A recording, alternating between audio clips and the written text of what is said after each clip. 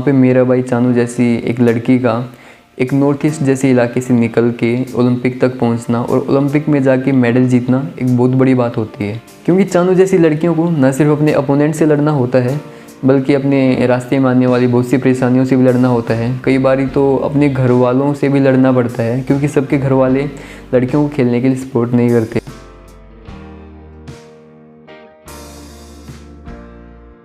Hey everyone, welcome to YouTube channel जिसका नाम है द इंडियन ओपिनियन।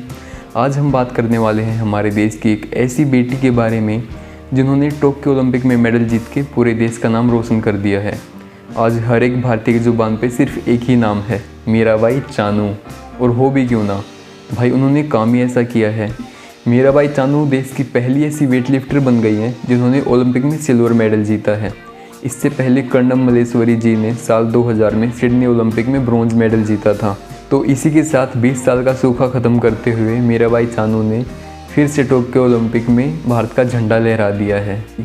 और मीराबाई चानू की ये जीत इसलिए भी खास है क्योंकि भारत जैसे देश में जहाँ पे औरतों के साथ इतना भेदभाव किया जाता है, वहाँ पे मीराबाई चानू जैसी एक लड़की का एक नॉर्थ ईस्ट जैसे इलाके से निकल के ओलंपिक तक पहुँचना और ओलंपिक में जाके मेडल जीतना एक बहुत बड़ी बात होती है।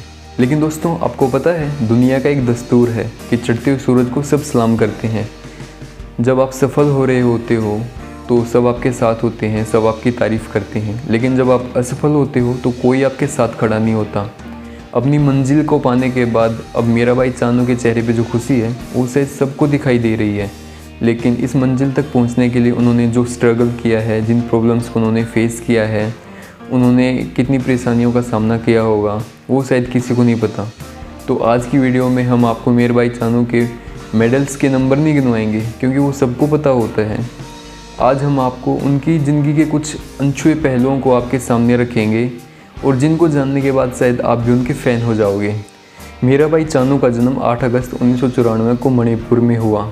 मीराबाई चानू का पूरा नाम सैखोम मीराबाई चानू है और जो इनका गांव है नोंगपोक काकचिंग, वो मणिपुर की राजधानी इम्फाल से लगभग 20 या 25 किलोमीटर दूर है।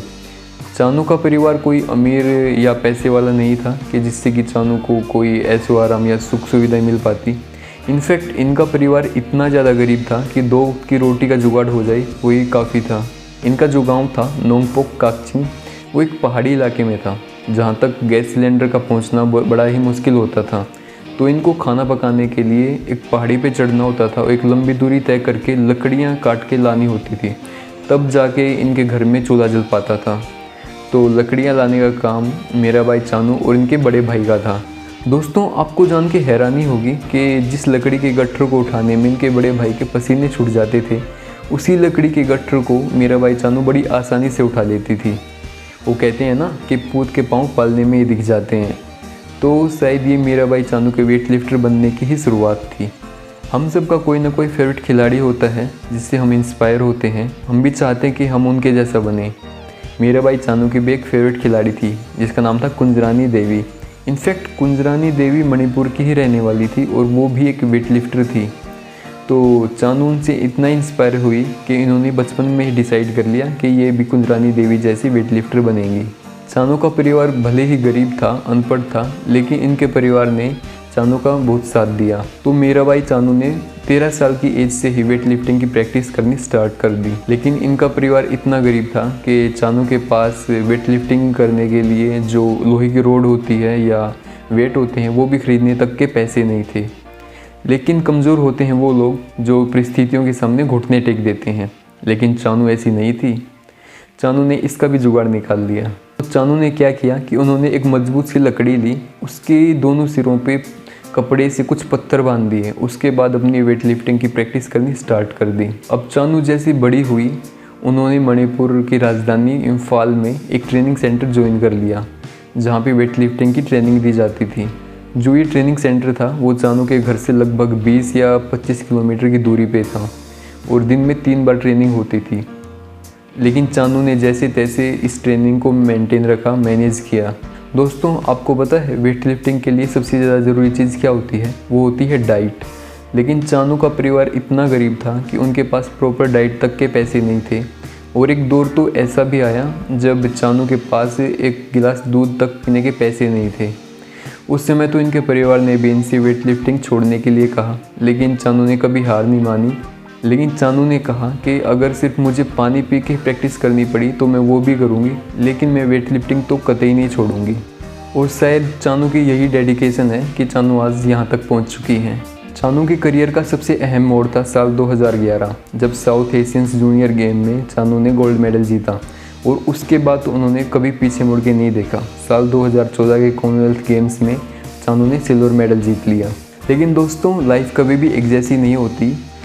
हमारी ज़िंदगी हमेशा आसान नहीं होती। आज हम जीत रहे हैं तो कल को हमें हार का सामना भी करना पड़ सकता है। और चानू की ज़िंदगी में भी एक ऐसा ही दौर आया। साल था 2016, मौका था रियो ओलंपिक का। रियो ओलंपिक जिसके लिए चानू ने पता नहीं कितनी रातों की अपनी नींद को सेक्रीफाइस किया होगा, उन्होंने कितनी मेहनत की होगी, कितना पसीना बहाया होगा। लेकिन रियो ओलंपिक में चानू जीत नहीं पाई और इस बात का चानू को बहुत दुख हुआ, क्योंकि हमारे लिए तो शायद ओलंपिक कुछ दिन का एक खेल है, लेकिन चानू जैसे खिलाड़ियों के लिए ओलंपिक पता नहीं कितने सालों की एक तपस्या होता है। और रियो ओलंपिक की हार के बाद चानू कुछ दिन के लिए डिप्रेशन में भी गई, लेकिन चानू ने कभी हार नहीं मानी। अपनी गलतियों से सीख लेते हुए चानू ने फिर से प्रैक्टिस शुरू कर दी और इस बारी उन्होंने जीत की ऐसी राह पकड़ी कि रियो ओलंपिक के सिर्फ एक साल बाद ही 2017 में वर्ल्ड चैम्पियनशिप में चानू ने गोल्ड मेडल जीत लिया। और उसके एक साल बाद 2018 में कॉमनवेल्थ गेम्स में चानू ने गोल्ड मेडल जीत लिया। और अब आता है साल 2021, मौका होता है टोक्यो ओलंपिक का। रियो की हार से काफ़ी कुछ सीख चुकी चानू अब हारने के मूड में तो कतई नहीं थी। और शायद ये उनकी मेहनत और लगन का ही परिणाम है कि टोक्यो ओलंपिक में चानू अब सिल्वर मेडल जीत चुकी हैं। और चानू की ये जीत इसलिए भी खास है क्योंकि चानू ने न सिर्फ अपने अपोनेंट को हरा के, बल्कि अपनी गरीबी को हरा के, अपनी परेशानियों को हरा के, अपनी सभी प्रॉब्लम्स को हरा के ये सिल्वर मेडल जीता है। क्योंकि चानू जैसी लड़कियों को न सिर्फ अपने अपोनेंट से लड़ना होता है, बल्कि अपने रास्ते में आने वाली बहुत सी परेशानियों से भी लड़ना होता है। कई बारी तो अपने घर वालों से भी लड़ना पड़ता है, क्योंकि सबके घर वाले लड़कियों को खेलने के लिए सपोर्ट नहीं करते। और हम चाहते हैं कि चानू आने वाले समय में भी ऐसे ही देश का नाम रोशन करती रहें। तो चलिए दोस्तों, आज की वीडियो को यहीं पे ख़त्म करते हैं। आई होप कि वीडियो आपके लिए यूज़फुल होगी, आपको अच्छी लगी होगी। अगर वीडियो आपको अच्छी लगी है तो प्लीज़ वीडियो को लाइक कीजिए, शेयर कीजिए और हमारे चैनल को कर लीजिए सब्सक्राइब। Thank you.